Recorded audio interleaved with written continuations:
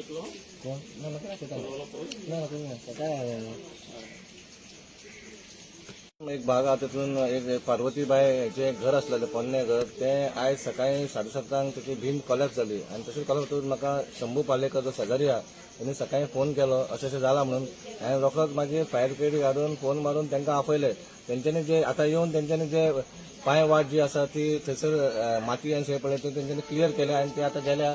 पूण एक 60-70 हजार आतां हेका लॉस जाल्लो आसा.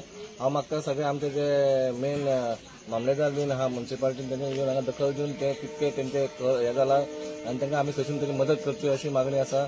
हांव आमदाराकूय सांगता आमच्या दाजी सरकारान तेंच्यांनी हांगा येवन मातशें पळोवचें आनी तेचे तांकां कितें ते बेनिफीट आसा ते दिवचें म्हणून. सध्या हांव जेन्ना भायर येयलो 7:30 तेन्ना ही भिंत एकदम कॉलॅप्स जाली. तेन्ना पळयल्या उपरांत हांव म्हणल्यार कशी जाली.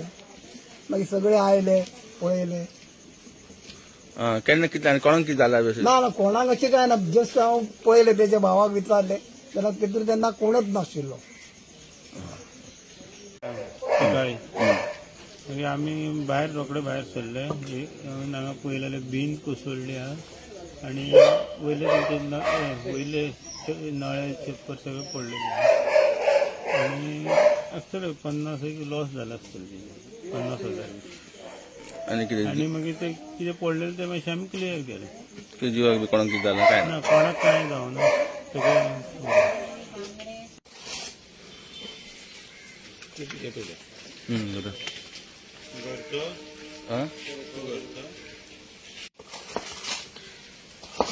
कोण